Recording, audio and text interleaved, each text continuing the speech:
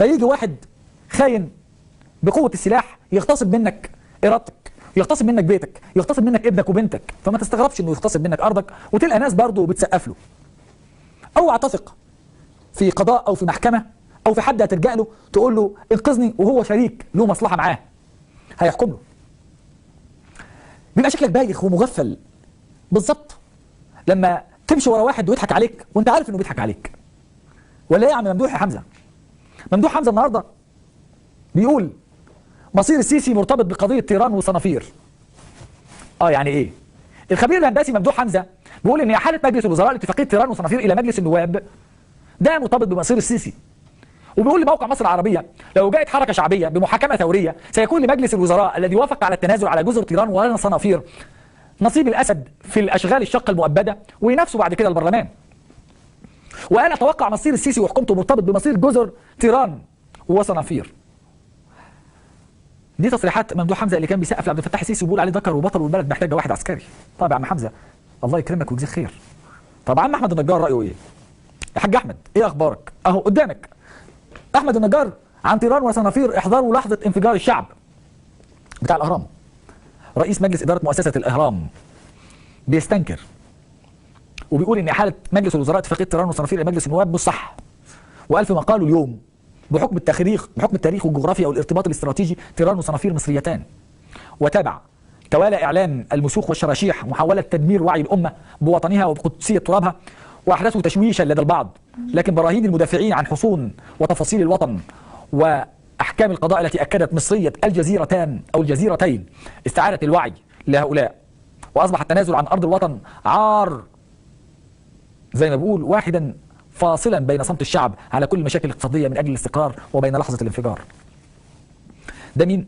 ده رئيس تحرير او رئيس مجلس اداره الاهرام بيقول احذروا مصر قد تنام على خواء البطول لكنها ستنتفض بشراسه النمر من اجل ذره من ترابها. فما بالك بجزيرتين تم دفع ثمن كبير عليهم ولها مراكز، وبقول كده ان الجزيرتين دول لهم مراكز استراتيجيه غير عاديه. ليه؟ لانها في قناه يعني قناتها البحريه وخارجها. وبيقول لهم في الاخر لو انكم تعلمون. انا زهقت من تيران وصنافير صراحه. الاعداد النهارده جايب كل حاجه تيران وصنافير تيران وصنافير، هغني تيران وصنافير. هناخد اخر حاجه عن تيران وصنافير. حازم حسني بعد احاله تيران وصنافير للبرلمان 2017 بيقول لك ستكون الاسوأ على الاطلاق. الدكتور حازم حسني استاذ العلوم السياسيه قال ان عام 2017 سيكون الاسوأ على الاطلاق. يا خبر اسود يا دكتور، طب احنا لسه ما دخلناش، ده احنا لسه رجلينا بره يا دكتور، احنا لسه في 2016 بتسودها ليه بس؟ هتبقى اسود من 2016؟ بيقول يا سيدي هتبقى الاسوأ على الاطلاق. ليه؟ لان مجلس الوزراء وجهه نظره افتتحها باتفاقيه تيران وصنافير اللي احالها الى مجلس النواب. وقال في تدوين عبر حسابه على موقع التواصل الاجتماعي الفيسبوك توقعات 2017 وما بعدها على عكس ما يراه السيد شريف اسماعيل رئيس مجلس الوزراء من ان 2017 ستكون الافضل، فانني اراه ستكون الاسوأ على الاطلاق. الامر يتوقف على المعايير، معايير الحكم على ما هو افضل كيف يكون الافضل، وعلى ما هو اسوأ كيف يكون الاسوأ. وتابع يكفي أن يقرن السيد شريف إسماعيل توقعاته المتفائلة تلك بتمريره لاتفاقية تيران وصنافير وإحالتها لمجلس النواب لنعرف سر توقعاته المتفائلة بأن تكون 2017 أفضل حالة من سابقتها.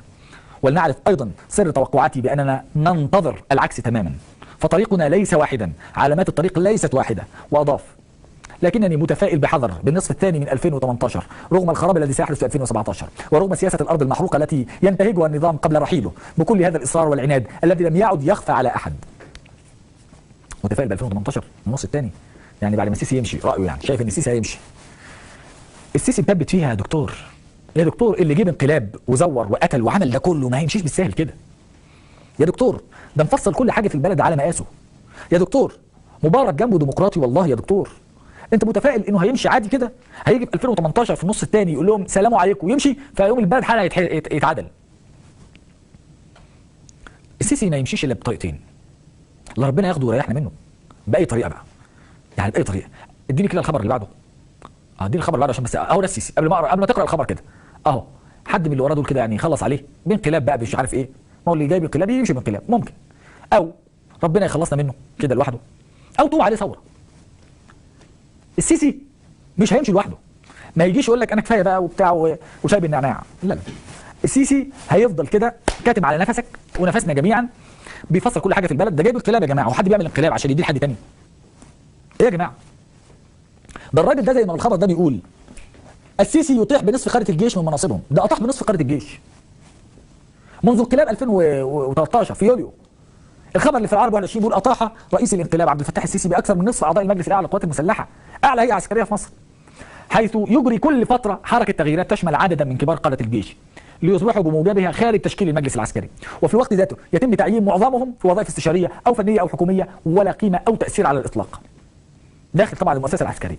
يتم تعيين بعض مساعدين لوزير الدفاع والمستشارين العسكريين السيسي مش عارف ايه في وزراء الحكومه، يدوه بقى شركه قبضه، يطلعوه يمين يطلعوه شمال، المهم يبعدهم بعيد عن الجيش.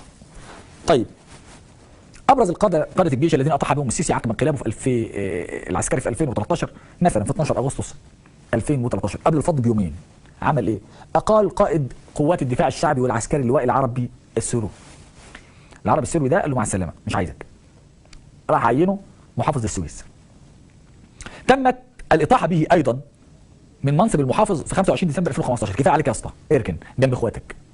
في 17 مارس 2014 اقاله قائد الجيش الثاني لواء احمد وصفي وتعيينه رئيسا لهيئه التدريب.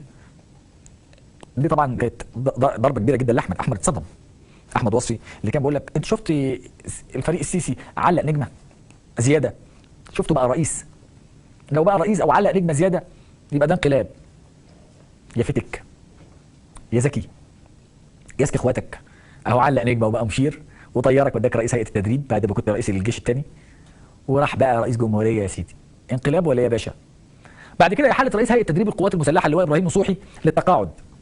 طب 17 مارس 2014 اقاله مدير اداره شؤون الضباط اللواء مصطفى شريف لو تفتكروه، تعيينه مساعد لوزير الدفاع، ركنوا على جنب. ثم رئيسا لديوان رئيس الجمهوريه، علاه شويه بس بعدوا عن ايه؟ عن الجيش. طيب لان الجيش نار، لا تلعبوا معاه ولا تلعبوا بيه زي ما قال لهم.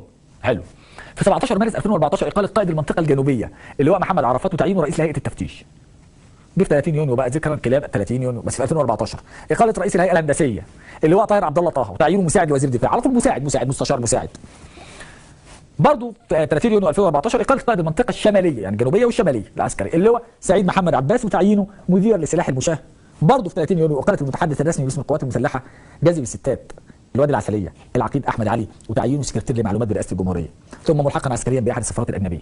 31 يناير 2015 اقاله قائد الجيش الثالث الفريق اسامه عسكر وتعيينه بوظيفه مستحدثه وهي اول مره في تاريخ القوات المسلحه اسمها قائد منطقه شرق القناه، جديده يعني. في 12 ابريل 2015 اقاله قائد القوات البحريه الفريق اسامه الجندي، فاكرينه؟ وتعيينه نائب لرئيس هيئه قناه السويس. 12 ابريل 2015 اقاله رئيس المخابرات الحربيه اللواء صلاح البدري وتعيينه مساعد وزير الدفاع. في 10 يونيو 2015 اقاله رئيس هيئه عمليات القوات المسلحه اللواء محسن الشاذلي. في 10 يونيو 2015 اقاله رئيس هيئه التنظيم والاداره اللواء احمد ابو الدهب وتعيينه مساعد لوزير الدفاع. 10 يونيو 2015 اقاله قائد المنطقه الغربيه العسكريه اللواء محمد المصري وتعيينه رئيسا لهيئه التنظيم والاداره. عادي ماشي الراجل زي ما انت شايف كده. 19 سبتمبر 2015 اقاله رئيس هيئه التسليح للقوات المسلحه اللواء محمد العصار وتعيينه وزير الانتاج الحربي. 6 سبتمبر 2016 اقاله رئيس هيئه الامداد والتموين في القوات المسلحه اللواء محمد علي الشيخ وتعيينه وزير للتموين زي ما قلنا قبل كده. 17 ديسمبر 2016 الشهر ده اقاله قائد القوات البحريه الفريق اسامه منير ربيع وتعيينه نائبا لرئيس هيئه قناه السويس. دي اي حد بيدخل فيها. اقاله قائد الدفاع الجوي الفريق عبد المنعم التراس وتعيينه مستشارا عسكريا للسيسي. التراس ده يا جماعه اقالوا كده اي حد يقلق منه زي ما الرئيس مرسي عمل، ما هو الرئيس مرسي اقال طنطاوي وعنان وعينهم ايه؟ مستشار عسكري عادي. يعني هو كان بيقلهم فبيطلعوا يقول له انت مستشار. 17 ديسمبر 2016 اقاله قائد المنطقه الشماليه العسكريه اللواء محمد زملوط وتكليف اللواء محمد لطفي قياده المنطقه بدلا منه. 19 ديسمبر 2016 اقاله رئيس هيئه عمليات القوات المسلحه توحيد توفيق وتكليف اللواء وحيد عزت بدلا منه. السيسي بياكل اصحابه، السيسي شغال بيغير اي حاجه، مستشار هيئه مش عارف قناه السويس، هيئه مش عارف النقل الدولي، مش عارف هيئه ايه، عادي. المهم الناس تطلع تاخد معاشات وتعيش بفلوس كويسه بس احافظ على ايه؟ على الجيش. ده منظر واحد بقى يا دكتور حازم. ده منظر واحد عايز يسيبها ويمشي في 2018 بانتخابات. طب بيعمل ده كله ليه؟ بعقلك كده. واحد كل شويه بيعمل كل اثنين وخميس بيعمل تعديلات في الجيش. ليه؟ عارف ان هو عمل انقلاب وممكن بيتعمل عليه انقلاب او اي حد تحلو في نظره. صح؟ خلونا نختم معاكم بقى بالخبر اللي جاي ده. ده مواطن بالفيديو مسن يبكي من الغلاء وسيدة تهاجمه. انتم زبالة.